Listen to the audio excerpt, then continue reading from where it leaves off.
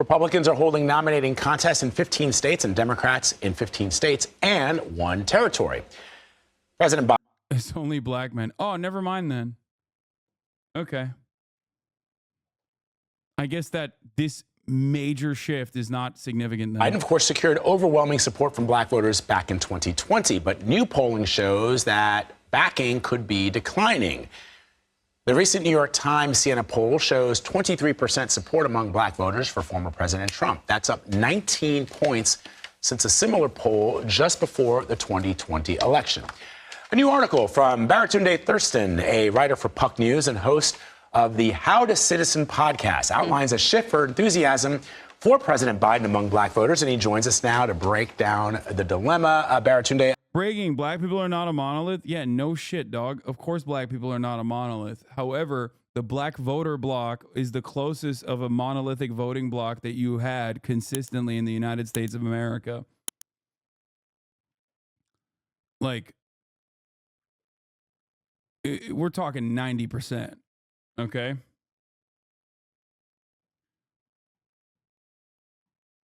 They see the failures of Biden, and I think that's full extent of the left. The consequence of liberals adopting progressive aesthetics. No, I don't think a lot. I think a lot of people are just like refusing to reckon with misinformation in many respects. Party loyalty from the black voting bloc is only going to take you so far if you refuse to do anything for people. And if the other side is like taking advantage of misinformation and taking advantage of your inability to like do anything for black people and just simply rely on them as a voter bloc, and also simultaneously hammering on narratives that actually do work well, that can cut through the reliable voter strategy. Okay? It's the same thing that I mentioned with the Hispanic voters in places like Texas and in places like Florida. I read you religiously at Puck. Break down to our viewers. I mean, on one hand, they hear former President Trump suggesting that because he's been indicted all and these has times a mugshot. and has a mugshot and also has now, sneakers, that's going to gain him traction with African American voters. Sneakers traction. Oh, I didn't even see that I was doing that. Very good. But help me understand. Jesus Christ. Okay. I mean, I think he was just joking about that. He's like laughing about that. He's not being serious. That would be ridiculous. What's driving this shift in support for President Biden to Donald Trump? Thanks, Vlad and Amir, for having me. Happy Super Tuesday, and I hope everybody who can will go out and vote in this election. Once again, this is a byproduct of negative influences in defensive voting versus positive influences and offensive voting. Republicans give you something to vote for. Now, obviously, the something that they present are horrible, right? It's horrible. It's like humiliating your opponents, killing the woke liberals, whatever the fuck, right? Saying that you're going to suppress women's autonomy, saying that you are a representative of traditional masculinity, things like that. Okay? That sort of stuff is at least getting people to vote in the direction of the Republican Party because they're like, well, I agree with that. If the other side is offering nothing and simply saying you have to vote for us because the other side is racist, yeah, you're going to see a lot of people going, yeah, they're racist, but I don't give a shit. They got like this other stuff. This is the reason why wedge issues even exist, and this is the reason why the culture war exists in the American political space and is probably the most moving part of American politics. That's it. There are so many. There's a reason why there are so many like union steel mill workers, right, in the United States of America that go and in places like Ohio or places wherever the fuck they are, go and vote for the Republican Party because they don't think the Democratic Party is defending unions for understandable reasons, at least historically in pre-Biden, I would say, pre-Biden's NLRB. There was never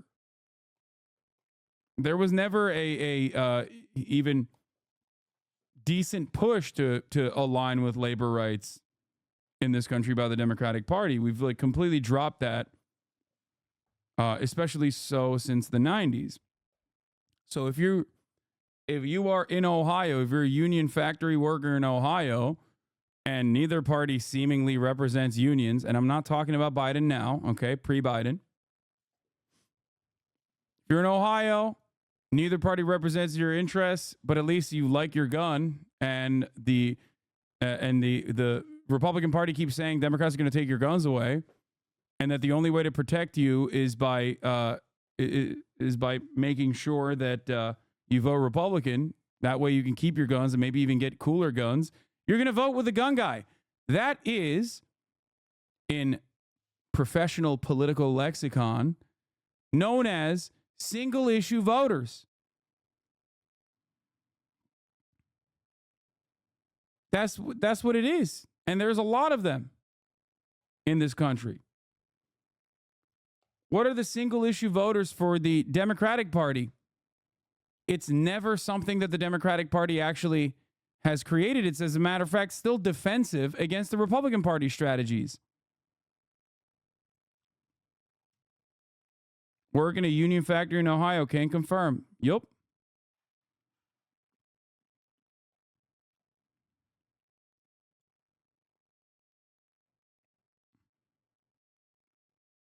As a black guy, I honestly just think that Trump has activated black people who don't typically vote. Yes, but the question is how? Because this goes along with what I was saying. Black people, historically, post-civil rights, either vote for the Democratic Party or they don't vote at all, which is why out of the eligible population of black voters, out of those who do actually end up voting, you see 90% of black people voting for the Democratic Party, right? At least 90, sometimes higher than 90. It's like 4%, sometimes 8%, but that's it. So what is causing the black voters who previously demonstrated apathy to go out and vote? Well, there's something that they want to vote for on the Trump side. You know what I mean? Can we stop saying black men tend to be? What do you mean? Black voters in the South are also very conservative. There's always been a contingency of black voters that vote Republican, but an increase of black voters voting for Trump is 1,000% a failure of the Democratic Party. Exactly. Yeah. But black voters are definitely in the South are very conservative, but a lot of older black voters are conservative. Also have, this is a key factor that I don't think people consider. We're talking about people that also still own their homes, like homeowners, like from a time when they were able to, when a time when anyone in America was able to. So like there are a lot of, there are certainly generational differences, social conservatism at play, class interests at play, right? However, having said all of that, historically speaking, it's not even a question. It's not even a question at all that the black voting bloc historically has voted for the Democratic Party in overwhelming numbers. Anyway, Chatters keep saying black men are conservative, lumping us into a category, and I'm asking them to stop. Oh, okay, got it. Yes. No, black men are not conservative. Older black voters, just like older white voters, are socially conservative. That's it. And they also, oftentimes, just like older white voters, have economic conservative perspectives as well that align with their class interests, with their class values. That's it. Not any different. It's the same principle behind singling out black people for homophobia in a country like the United States of America, where by and large, white people demonstrate the same exact bigotries that black people demonstrate in almost the same exact percentages, if not worse, if not higher percentages. Anyone that immediately does that, I see that as a red flag. Like, we got to talk about bigotry in the black community. And as a matter of fact, in many instances, a lot of that sentiment is expressed by black academics and liberal black writers in outlets like The Root. It is a way to, and I've talked about this before, it is a way to launder the same old, antiquated, deeply racist black male stereotyping, presenting a black man as an aggressive figure, but with liberal terminology. You're basically running into the same exact, you're finding a way to stand on the progressive side while repeating the same old fucking narratives that black men are uneducated and violent. It is infinitely more complicated than that.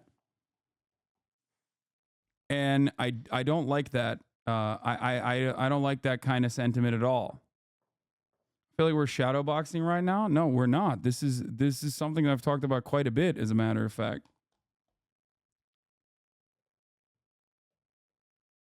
Anyway.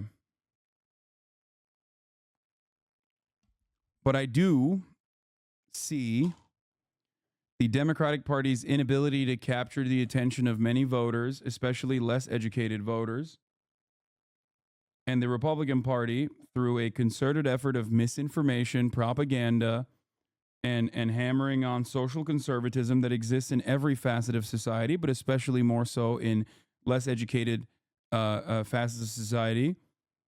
The Republican Party is taking advantage of the lack of interest from the Democratic Party in capturing those votes and taking those votes away.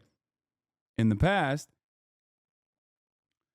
the Democrats were able to skirt along comfortably in a lot of these demographics.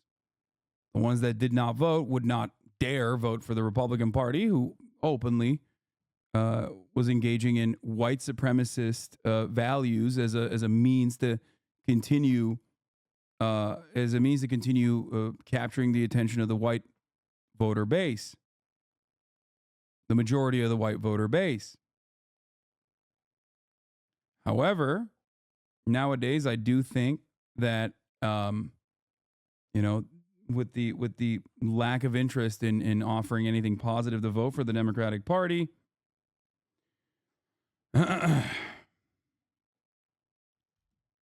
you're finding more and more black men, especially within the black voting bloc, go to the Republican Party. It is not the sneakers. It is not the shoes. And I think it is important to emphasize, as Pastor Michael McBride, who I interviewed for this piece, said, Trump's life is not available to you, bro. Like, we can't be out here, no matter how fly our sneakers are, with 91 counts against us, hosting rallies and pursuing the presidency of the United States. There's definitely a double standard there. But what I found... I definitely remember the whole FD video about how the black vote for Republicans, specifically the black male vote for the Republican Party, is greatly overblown by mainstream media when compared to actual data. I wouldn't be surprised if this is still the case. No, I don't. I think it's certainly being exaggerated, but I do think it spells trouble for the future prospects of the Democratic Party. And this has been an ongoing, consistent trend. I think that this is a consistent trend. Is that there are 3 or 4 parts of the puzzle. The overall, we got to understand, is a game of margins. There's not a huge Blexit of black people exiting the Democratic Party. But when elections come down to tens of thousands of votes in a handful of states, every vote counts. And there are some that are not willing to be counted for Joe Biden. For instance, there are issues of concern about the economy, justice agenda, and basically promises made that haven't been fully delivered on. There's challenges with how this administration has supported Israel in its bombardment. I mean, how are we not going to talk about this with the uncommitted campaign and how successful it was in a place like Detroit? You know what I mean? People are literally forgetting that there are plenty of young black voters which would normally vote for the Democratic Party, just like the rest of the voter blocks in that same age demographic, not wanting to vote for the Democratic Party. It's that simple. That's it. That's literally, that's it. And Biden is demonstrably refusing to fucking even hear out a lot of these demographics that the Democratic Party consistently takes for granted. It is nutty. And a lot of the interests of these demographics, specifically younger voters in general, anything under the age of 40, for example, okay? Anything under the age of 40 that normally allowed Biden to win in the last election, everything that they're doing right now that positions them as the party for the real, like, educated, wealthier, former Republicans in the suburbs and whatnot is directly at odds with those other demographics that voted consistently and reliably for the Brandon regime. That's it. And when those when those voters don't vote or don't poll as though they're going to vote for the Democratic Party, all of a sudden, there's less voters overall and there's less black voters overall. So there's a higher percentage of black voters that are seemingly voting for the Republican Party. My very libbed up black father voted no preference today without me even telling him. It's an actual campaign. He told me he explicitly voted no preference to protest the war in Gaza. People are tired of the Dems.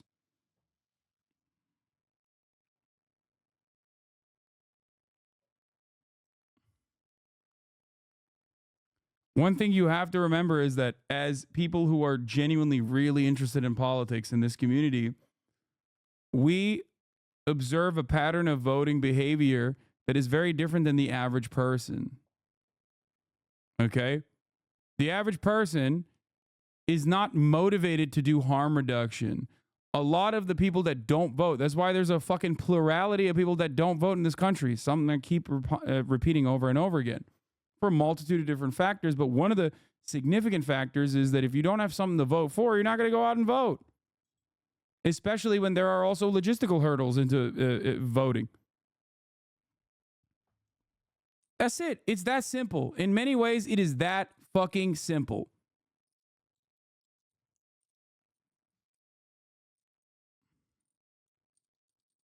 And yet, for some reason, people refuse to reckon with that.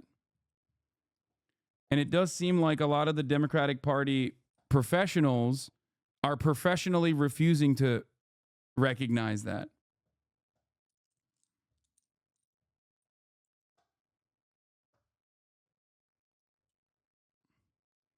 The notion that harm reduction voting is the only way that the Democratic Party will ever win elections is a devastating prospect for the future of this party. At a time when, if they had a more positive approach, when they actually could show that they have like something to vote for, they should be winning by massive margins.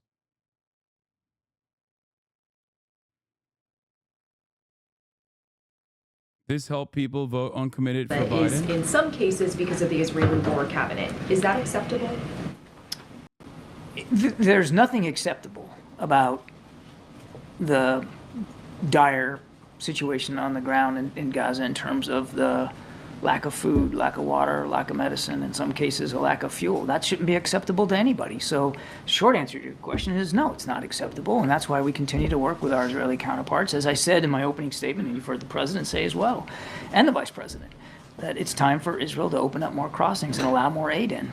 Does the administration still believe it's more effective to withhold public criticism of Netanyahu in order to have more sway in private? And is that private sway waning? I don't think I'm going to accept the premise of that question. I mean, we have been nothing but candid and forthright in private with our Israeli counterparts, and certainly in public in the comments that we have made. You've heard again from the president and the vice president just recent days, expressing very clearly what our concerns are with the humanitarian situation in there and how it is unacceptable and how we need the Israelis to step up and do more. Damn, dude. Where's your fucking IDF badge that you were wearing? Where's the dog tags, bitch? Why'd they start the airdrops for good PR? No, dude, it's just there's famine. That's it. Children are fucking dying because they don't have food. What do you think is going to happen to the collective consciousness when those images become more and more commonplace? That's it. The real question should be why airdrops and not on the ground military members? That's the real question. Why isn't there aid right now being held up at checkpoints? There are. Why can't they get Israel to let that aid in? Why airdrops? Why not directly send in the aid? And it's not just airdrops. They are now also possibly going to bring in aid through the sea line.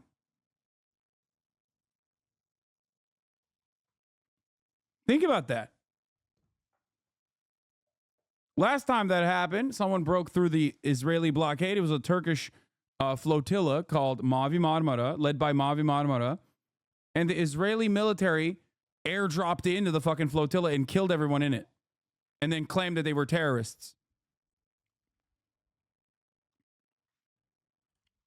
More. The president and the vice president, and you, for that matter, have both said that the situation with getting aid into Gaza is too difficult. The vice president said that Israel needs to allow more aid in. No excuses. What is preventing the... Airdrops are 1,000% PR bullshit, bro. Come on. No, the real reason for the airdrops is, well, obviously it's for PR, yes. But the real reason is because the situation on the ground is devastating. Do you understand? By the way, for those of you saying the airdrops are legit expired MREs, that's not even halal, it's such a joke.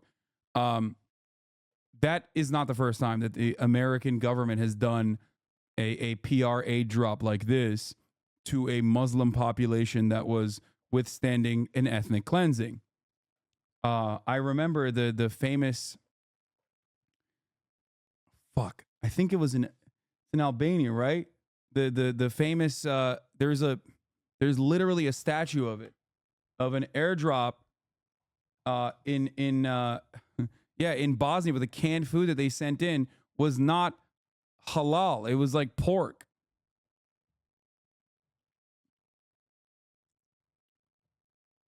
So that's consistent.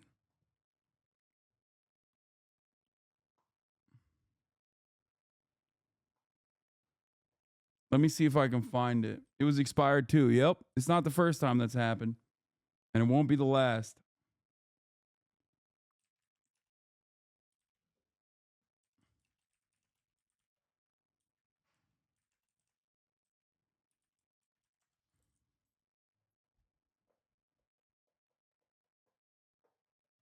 Here it is.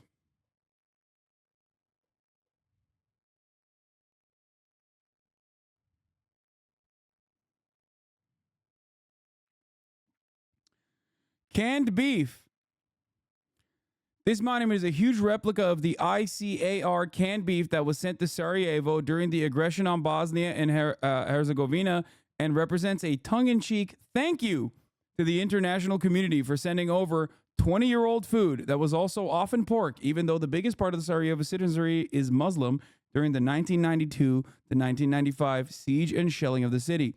The monument was designed by Nebojsa Seriksoba and was dedicated on April 6, 2007. Yup.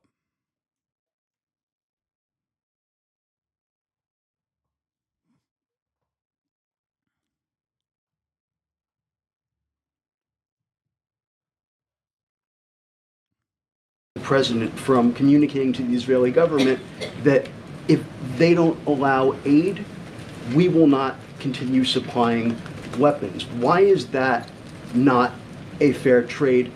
No aid, no bombs. Because the president still believes that it's important for Israel to have what it needs to defend itself against a still viable Hamas threat. Maybe some people have forgotten what happened on the 7th of October, but President Biden has not. How does keeping aid out of Gaza contribute to Israel's right to defend itself? Keeping aid out of Gaza is not the right thing for any purpose. It's not about It's just not acceptable on the face of it, as I told Selena. And that's why we're working more than any other country, by the way, to increase the flow. I mean, it is U.S. aircraft that are dropping this food out of the sky in the last couple of days. Yes, but you keep saying, and you said yesterday, the holdup, that the problem is the lack of capacity being delivered on the ground. And that's the Israelis and to some extent the Egyptians, but mostly the Israelis. How is that? And you said it's not acceptable earlier. But you're looking at this as a zero-sum game. Like, yes, you are, sir. It's, well, if they're not doing what you want, then cut off the aid so they can't defend themselves. That's not the way we're going to do this. It's not the way we have done this. They have a right to defend themselves. They need the let me finish. They need the capabilities to do that. There's aid that's desperately in need. And you know what? We can do that too. We can do both. Both are important, and both are going to be pursued by this administration. I know you don't approve of necessarily the policy choices that we've made, but I have no opinion on the but- policies. I'm just asking questions. but and I'm answering them.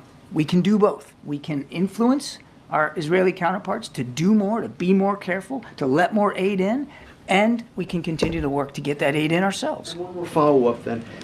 Israel, according to Israeli media, the Israeli Defense Forces and industrial base are ramping up or preparing to ramp up domestic production of weapons that are currently U.S. supplied, including dumb bombs, firearms, that sort of thing, to be commenced next year, 2025. Is the president concerned that this would lower U.S. leverage? And is there a window that's closing during which the U.S. has the leverage and influence to get the Israeli government to do certain things with respect to human rights, for instance, allowing more aid into Gaza? The president's concerned, as I said, about When they say the window's closing, they mean like too many people are going to die. Israel being able to It's defend like it. too late, and it's already too late. Is he saying out loud that food being given to hungry people endangers others? He's acting like the aid is secretly weapons. I think I guess no charitability is required here, but if I were to be charitable, I would say that they consider the food aid to be dangerous as in like, because there's no internal security because Israel killed everyone. That when food is dropped like this, or when food aid is given to the Palestinians due to the starving conditions, that there's chaos. That's what they're trying to say. And the answer to that is to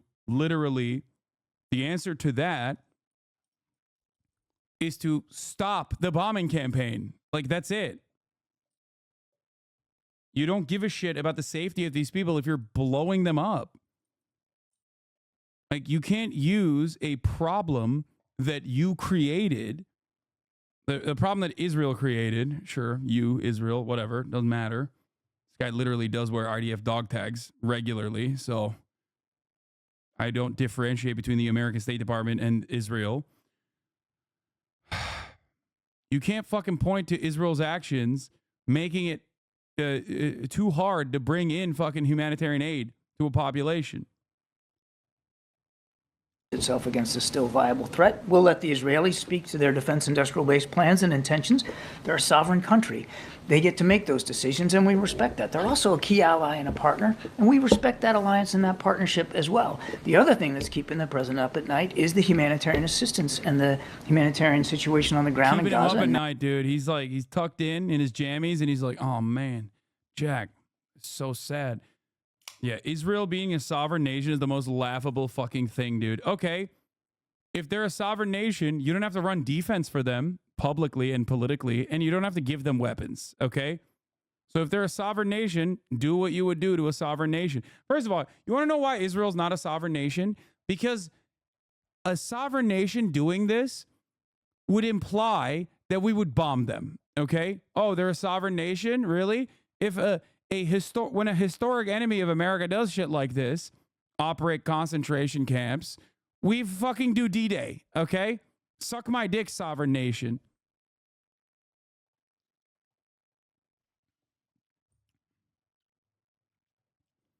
Look at what we've done to a sovereign nation that has done Israel shit in another country. Russia.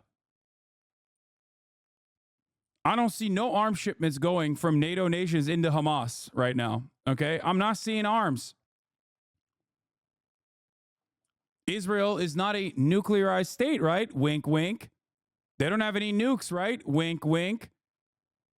So what's up? Shouldn't be a problem for you to take serious action against this non-nuclearized nation, right? They don't have nukes.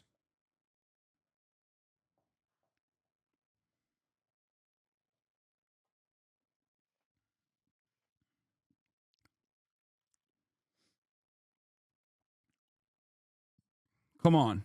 That's why he has ordered these airdrops. That's why we continue to urge very, very stridently the Israelis to open up more crossings on the ground to supplement the aid that's already getting in and to try to improve. I know where the atomic are hidden, the family atomics. Israel has 92 atomics. Family atomics. Prove what's not getting in. And that's why, as I said in my opening statement, the president also has. I'm sorry, that's such a cool way to refer to nukes. The atomics. The family atomics.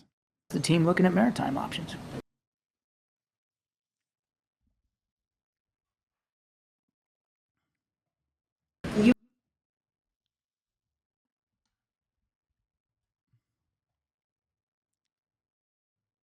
Sick, man.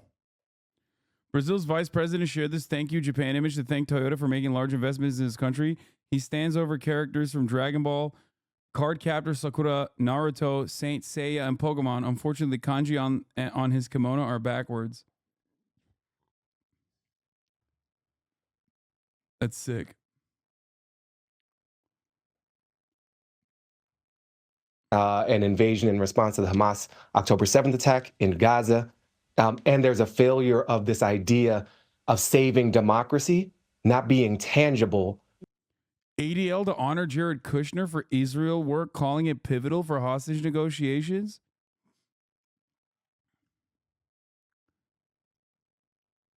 Bro, Anti-Defamation League is just Apartheid Defense League, straight up.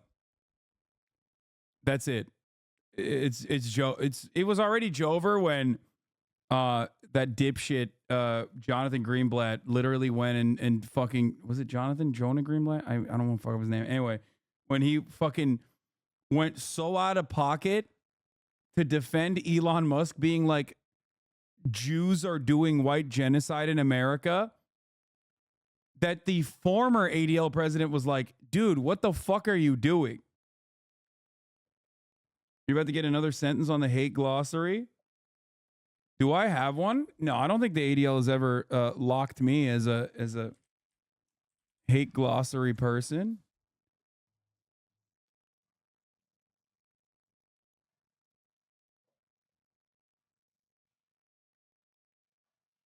Maybe. Hold on. When I said, oh, they did. Oh my God, I did get it. Let's go. Support for Houthis is also manifested in viral online content demonstrating the potential cultural impact of ostensibly apolitical posts and memes. Hasan Piker, a popular Turkish-American streamer who has justified the atrocities of October 7, has more than 3 million combined subscribers on Twitch and YouTube, recently hosted on social media platforms. A Yemeni TikTok influencer goes by the name of Rashid al-Haddad and refers to himself as Pirate King. While Haddad's relationship with the Houthi movement is unclear, he has defended Houthis' actions, expressed support for terrorism against the state of Israel, and shared propaganda from Hamas and Palestinian Islamic Jihad. Damn, I got one. Yo, that's crazy. I was not a part of the, I was never logged by the ADL ever. They said, I've justified the atrocities on October 7. And then it's, what the fuck? Hasan Piker murder Israeli babies, Young Turks Twitch. That's what the article links to? That's crazy.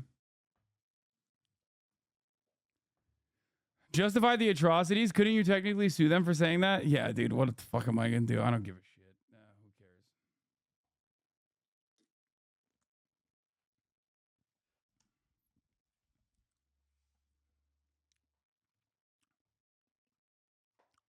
Yeah, Tim Houthi Charlemagne got me on there. That's crazy.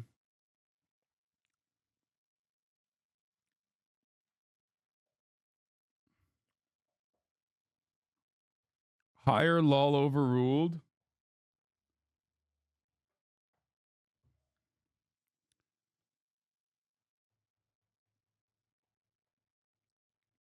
Lisan Al-Gaib.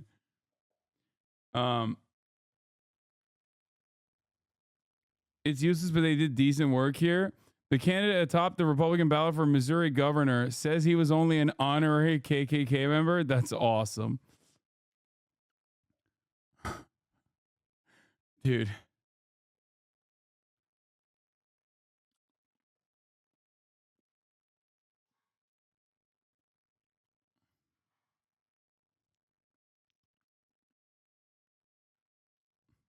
Could also sue for the murder babies line where he was talking about how you should not murder babies. I know. It's crazy that like people tried that shit and they were like, he wants to murder Israeli babies. And that's like a line that people still go with. And it's like, no, my position is no baby murder. Like objectively, I am anti-murdering baby unless it's abortion. Okay. Unless it's abortion, brother, then I'm all for baby murder. You know me.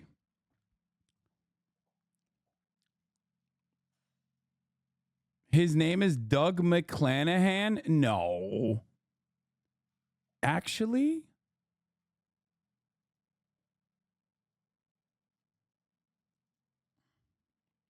For so many people on the ground who don't experience democracy, that kind of message doesn't fully resonate with enough people.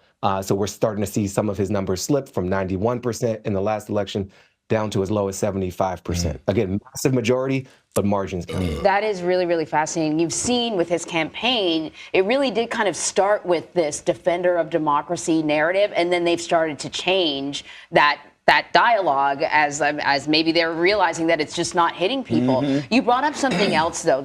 Oh my God, you guys are disgusting. There's a couple Dan's Gamings in there, but conflict in the why does that look like you're turned on by it or something? Middle East. One of the things that we have been seeing are black pastors, black churches organizing in support of Palestinians. Is that having an impact on Biden's support among black voters? I am sure it is having an impact. And I want to be so holistic in my representation of what I think is going on here. This is not simply a case of Black Americans or Black voters choosing a side over another side, but there is a flagrant humanitarian crisis playing out. There are orders of magnitude, massive amounts of death, of starvation, of siege that are playing out, and an administration which was very slow to call for any sort of humanitarian pause, humanitarian corridors in this conflict. And these pastors, one of whom I spoke to, are feeling this from not just their parishioners, but their community and their constituents. There is, as one of them put it to me, a moral conundrum here. And there's a level of frustration that so much U.S. money and U.S. weaponry, so essentially in our names, is going to what's playing out on everybody's screens and everybody's pockets and everybody's phones. So there is a deep sense of catastrophe playing out, not only from afar, but that we are playing a role in. And that is a very hard pill for some people to swallow, even as they also stand with a lot of the alliances we have experienced with the Jewish community here in this country. But Baratunde, help me understand then, is there a sense that you will not vote, a voter who feels this way will not vote for President Biden, or perhaps not even vote for President Trump? But it doesn't strike me that there's nothing in Donald Trump's past that has suggested that he is a friend of the Palestinian cause. If anything, it's been the opposite. Donald Trump, with a return to the Oval Office, would be potentially catastrophic. It's already catastrophic for Palestinians in Gaza. But I mean, I don't know why people just can't comprehend this. It's like people are not making this mental calculation. One, because many people are just, not, I guess, intelligent enough, but a much larger percentage of people are not making this calculation because they're seeing what's happening in front of their eyes and going, you're the one doing it. Don't do it. Stop it. Democrats know this too.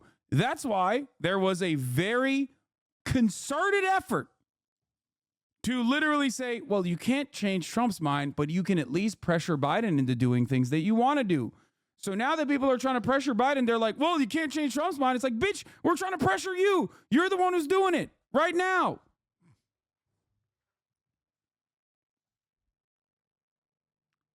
This is about every voter, by the way.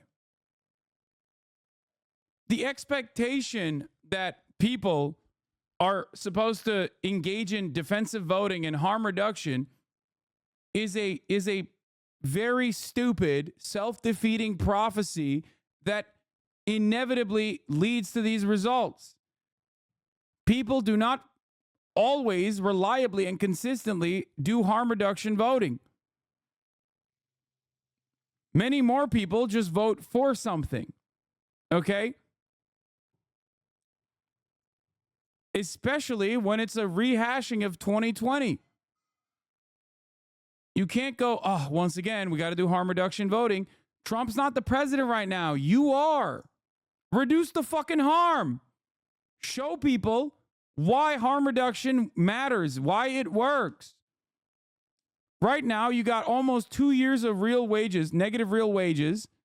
That's something in the back of people's minds. They are not going to forget that. And then also on top of that, an ongoing genocide that you're doing.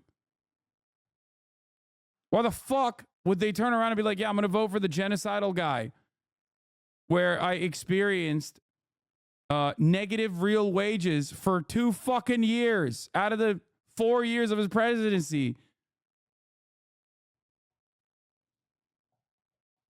It's nuts.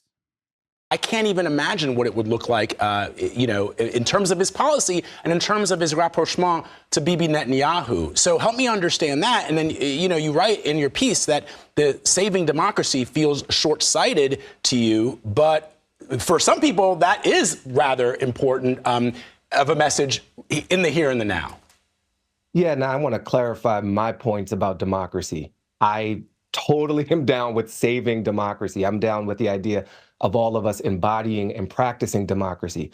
I'm also down with being realistic about how messages land in people's communities and in people's bodies. And it's very hard to get people to rally around the idea of democracy when some of them haven't had their voting rights restored and don't have literal access to it in the form of the ballot box, or when the promises of democracy don't bear fruit in people's daily lives. And so we have to meet people where they are and not browbeat and shame and push people through fear into voting, but invite them in to participate in shaping the system through people power, which is what the whole project here in America is about.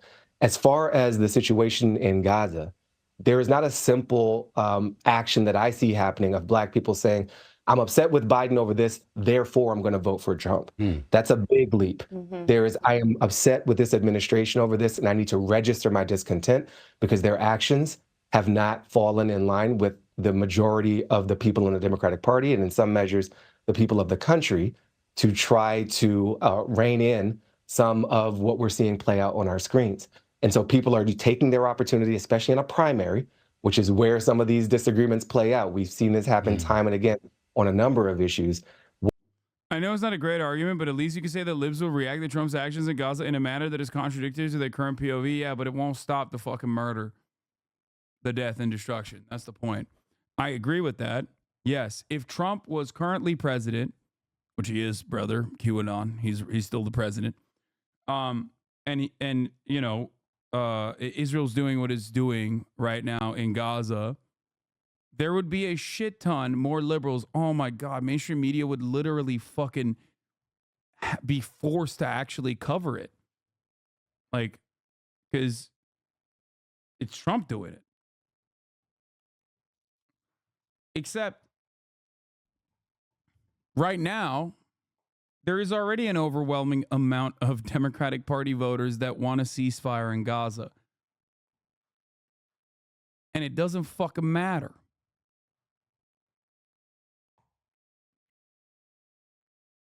Jake Tapper would say the Shahada. Yeah, ultimately, my point is, no matter what the groundswell of support is for a particular position, when it comes down to it,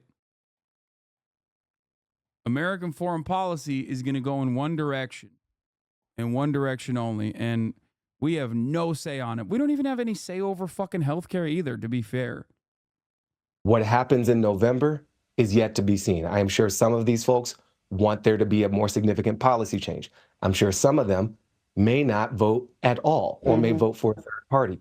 I'm sure the vast majority are not going to flip from Biden to Trump over this issue. I don't think people are that short-sighted or that unclear in their thinking, but they're looking for some outlet to express what is playing out before them and strikes them as very morally challenged. And I think on the economic argument, I think we have to elect Trump so liberals will finally fight against injustice isn't a terrible argument. No, it is a terrible argument because Trump was already president and liberals did fight against injustice. Guys, never forget Kamala Harris voted for Medicare for all, only to then turn around and run against it against Bernie Sanders. Okay? It means nothing. Liberals saying that they're for something when they have no power means nothing. Liberals, when Republicans control Congress and the White House, literally will be like, I'm a radical, revolutionary, Marxist-Leninist. I want to restore the vanguard party. I want to seize control over the means of production and deliver it directly to the proletarian so that we can implement a true proletarian dictatorship. Okay? They say shit like that when fucking Trump is in office. And then the moment that they're in it, the moment that they sniff a crumb of power, they're like, we should kill communists, actually. We're the ones who are going to be doing the most communist killing. It's not a real thing at all.